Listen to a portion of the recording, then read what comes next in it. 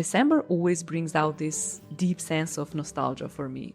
I've realized that the best parts of December, at least here in Europe where I live, aren't these big events or the presents.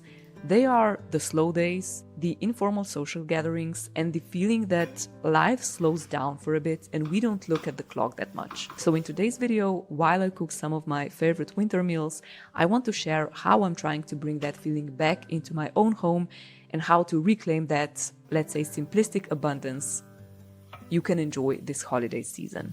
If you're new here, hi, my name is Tina, I live in Slovenia, and winters here naturally slow everything down still to this day, which honestly makes it the perfect season to enjoy simple food, simple traditions, and just have a few unhurried days or maybe even weeks in the whole year. And today, while I'll be cooking some of my favorite winter meals and bake an apple strudel at the end, I'll also talk a bit about how you can spend your holidays maybe a bit more peacefully.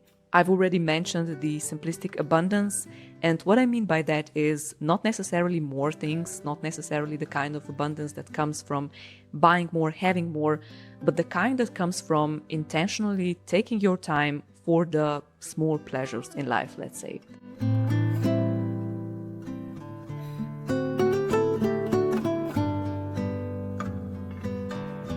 You see me preparing Tuscan beef with polenta here. It's one of the easiest meals to throw together. It's mostly hands-off because the oven does the majority of the work while the meat braises slowly in the oven. That way the sauce reduces too into something a bit more rich and flavorful. Plus it makes the whole house smell amazing. And polenta can be a bit bland on its own, but if you add a bit of Parmesan cheese and maybe even a bit of butter, it becomes this really creamy, very delicious side dish. Part of the reason why I love making this dish is because my mom has been making it for as long as I can remember, and what I remember most isn't actually us eating it, it is the feeling around it. So whenever I smelled it cooking into the oven, I knew that my mom and my dad, they had time for me to hang out with me and my sister. We would talk, we would play, we would just hang out, and I have so many fond memories tied to that smell lingering in the house.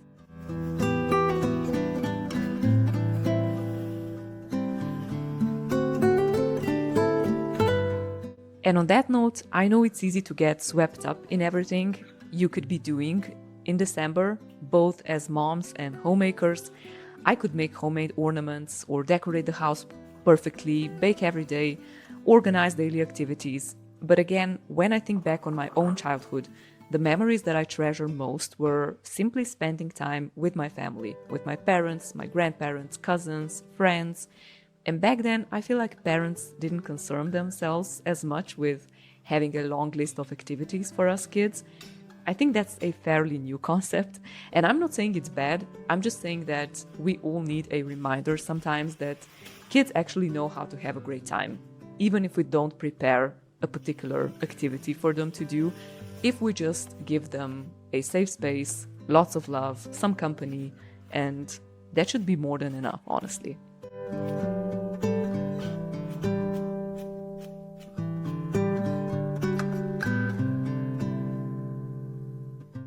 I wouldn't say I bake a lot more during the holidays. I do make a few sweeter things that I don't usually make, but I still keep up with my routine of having some kind of homemade bread on the counter.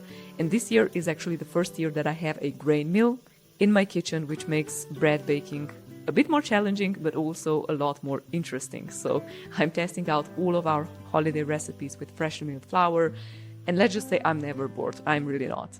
But on the note of hands-off dishes, this is the season when I really take advantage of my Instant Pot and I make a lot of stews in it. And they all follow the same formula. I usually start with onions and then I add some type of meat. I usually just add it frozen because sometimes I don't plan in advance that much, and sometimes Instant Pot is just great at cooking everything thoroughly, so having frozen meat is not a problem. Then I add vegetables, again, whatever I have on hand. I always keep some homemade broth either in the fridge or in the freezer, so that part is easy too. And for the filling element, I rotate between potatoes, dumplings, or something similar, or we just eat bread with it if I don't prepare anything special.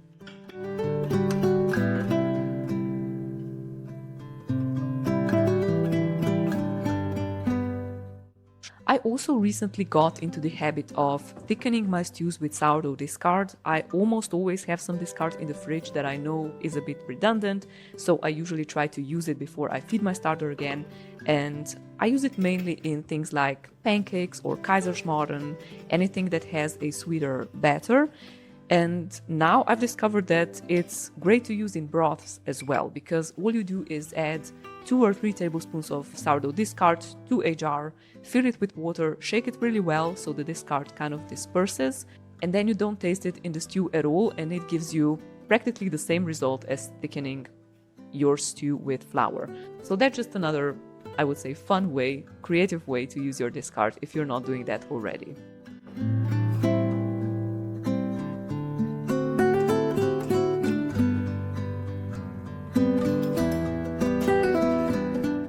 Something I've really noticed, both living here in Europe and from having some friends in other European countries, is that December feels very different depending on where you live, even among European countries, even among the regions in my country.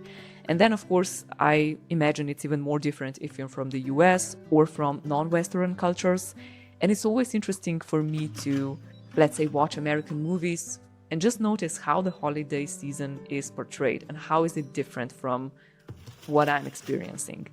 And one theme that seems to show up everywhere, in movies, on social media, anywhere you look, is this expectation around happiness during the holidays. I feel like there's a growing pressure to feel happy throughout the entire season, to make it magical and joyful and perfect. And apparently, if you're not excited every single day, it can feel like something is wrong, either with you or with how you're doing the holidays. And I don't know why and how that expectation is just somehow getting stronger over the years. I suspect social media has something to do with it, or a lot, but it can make the whole season feel a bit like performance if you're not careful. Or maybe that's just my problem. But then if you look at those studies about the happiest nations in the world, which country has the highest happiness index, I was just reading a few articles about them recently, and it seems that many of the countries that rank the highest don't define happiness as constant joy or just this constant high. They define it more as contentment, as feeling safe, grounded, satisfied with how things are, accepted by your family, by society. And I think that offers a really valuable perspective, because contentment actually is achievable. It's more about the mindset, it's more about how you experience things, how you experience life. And happiness in the emotional sense is more of a burst, something that naturally happens when something very rewarding or very exciting happens. But happiness is not sustainable. It's not really meant to be constant. So I try to keep that in mind.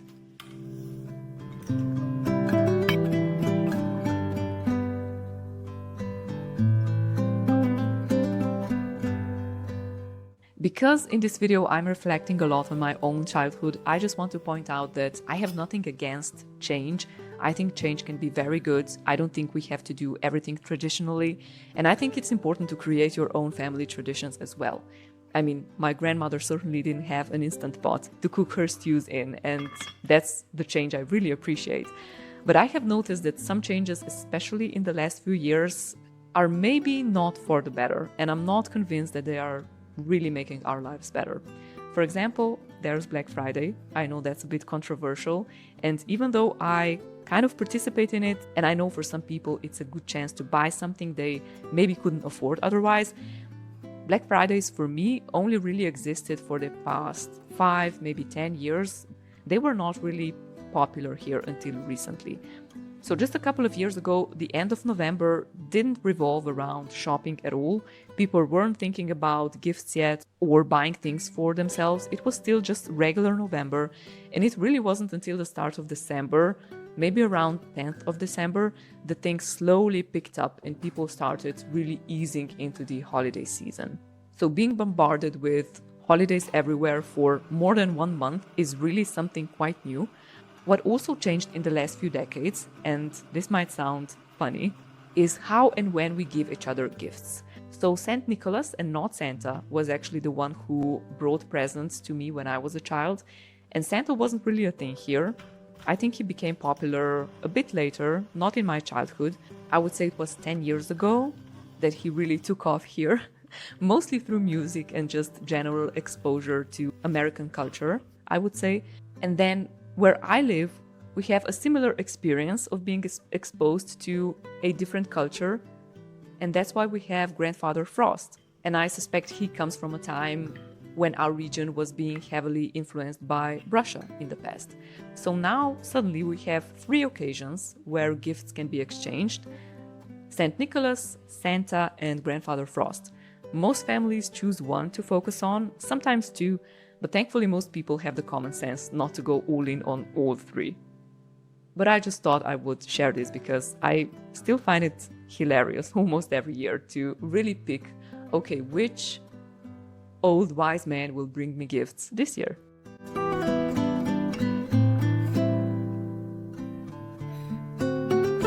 Another good change, however, is visiting Christmas markets not only in your country, but in the countries close to you.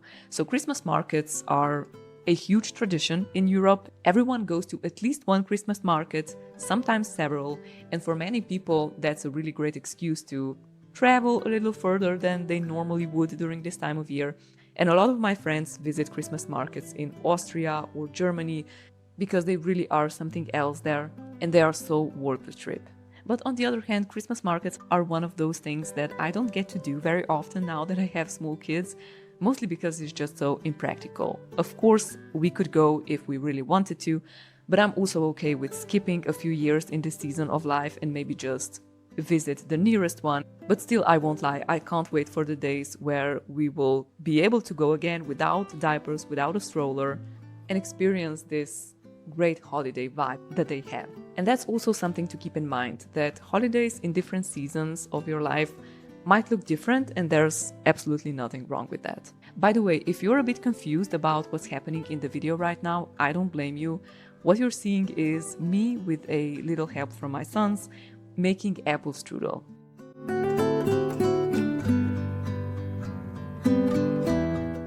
Apple strudel is very traditional to make throughout winter, partly because apples are abundant this time of year, and partly because it's such a simple dessert. You can use so many different fillings, so you can really make a new version of strudel every week. You don't get tired of it. I think that's why we can eat it so often.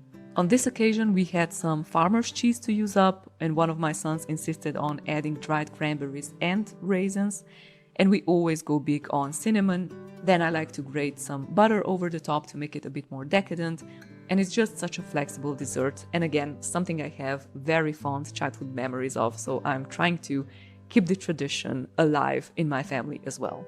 But you absolutely do have to take your time to make strudel. If you've noticed, I was stretching the dough in stages, so you cannot really stretch it all in one go, and we were quite occupied for at least an hour with making this strudel. And that leads me to my next point, which is that I love when I can make my days full without them feeling busy, if that makes sense.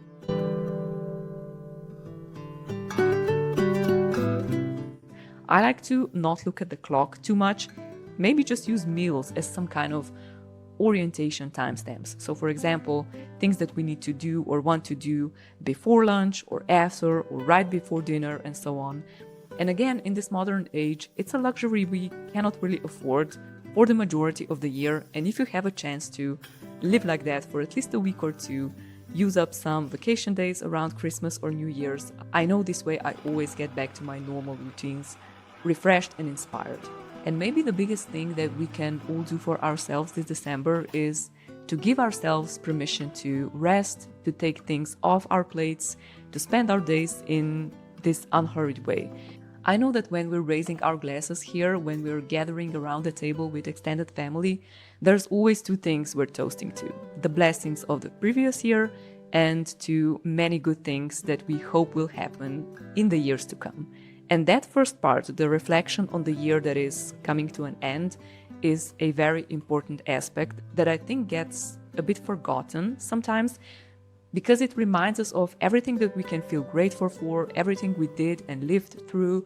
It's easy to forget this part and only focus on what the future will bring, but being thankful for the past and where it led you is important as well. So maybe after you watch this video, try to remind yourself that abundance can be very simple It doesn't have to come from the perfect holiday experience that's often portrayed in the media or social media. It can come from just these quiet, ordinary, imperfect moments. And by the way, I have to remind myself of this constantly, so I'm partly making this video for myself as well. Anyways, thank you for being here today. I hope you feel inspired to slow down a little and enjoy the season without overcomplicating it. Subscribe if you want to follow along, and I hope to see you next Friday. Bye!